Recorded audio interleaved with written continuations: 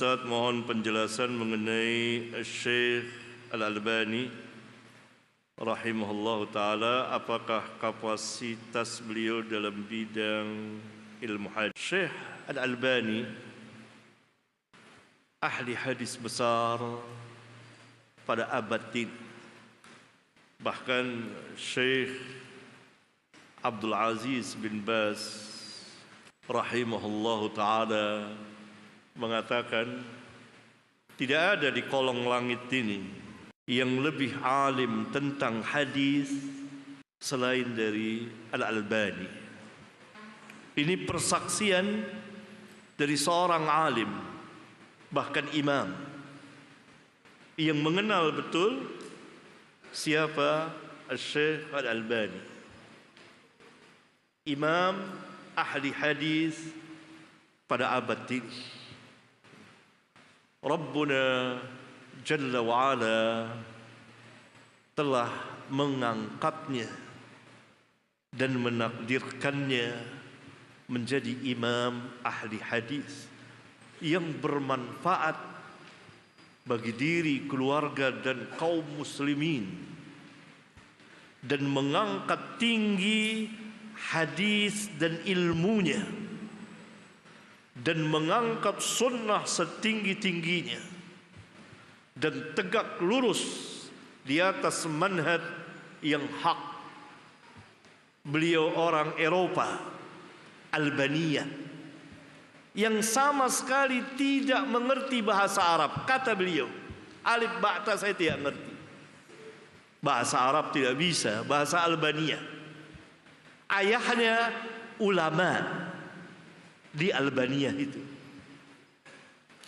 Kemudian karena ketika pemerintah Albania saat itu ingin mengikuti apa yang terjadi di Turki oleh seorang munafik yang memimpin Turki saat itu, presiden pertama Turki, yaitu Mustafa Kemal Atatürk, ya, Bapak Turki, yang mengubah semuanya tentang Islam.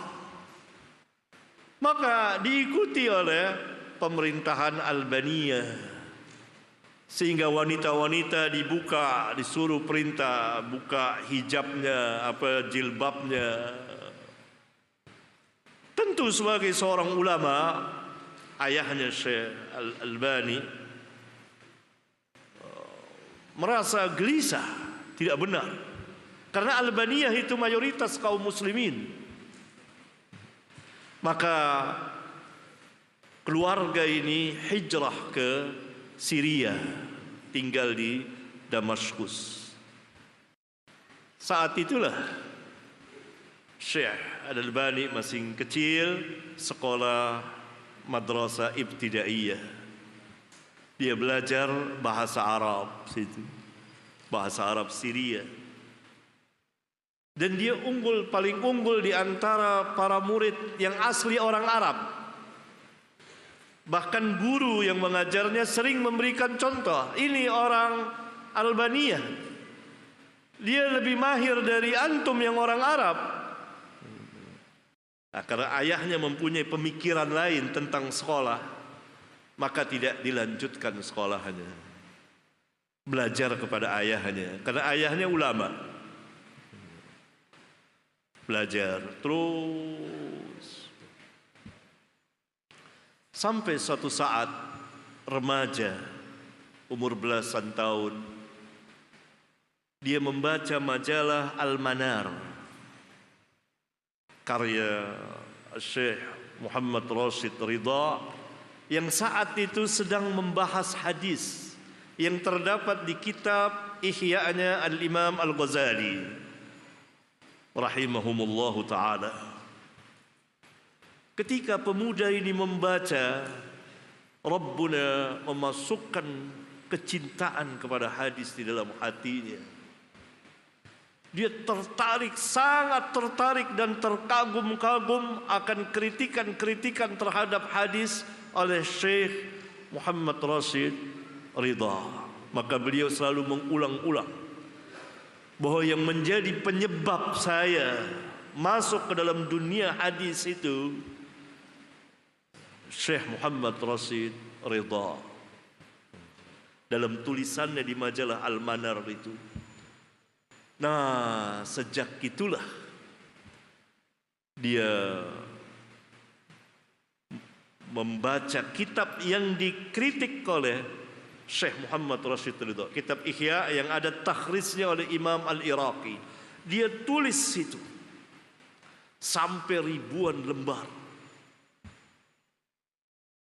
sehingga orang yang waktu mau tulis biografi beliau, bersoal jawab dengan beliau, melihat catatan beliau itu setumpuk. Ini orang yang ulul azmi saja, orang-orang yang besar, maksudnya yang sudah bergelar yang ini tidak akan sanggup berbuat seperti ini. Walhal Syekh waktu itu, menurut beliau ketika ditanya umur berapa saat itu antum, ya 18 tahun,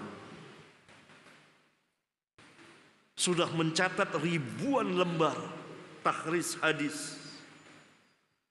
Sejak itulah dia terus berkembang sehingga menjadi imam ahli hadis yang nomor 1. Walaupun tidak semua pendapat beliau disetujui ulama, itu jelas, tapi tidak ada perselisihan. Hatta musuh-musuh beliau mengakui alim jiddan, sangat-sangat alim. Itu musuhnya bilang, sayang dia Wahabi, gitu kata musuhnya.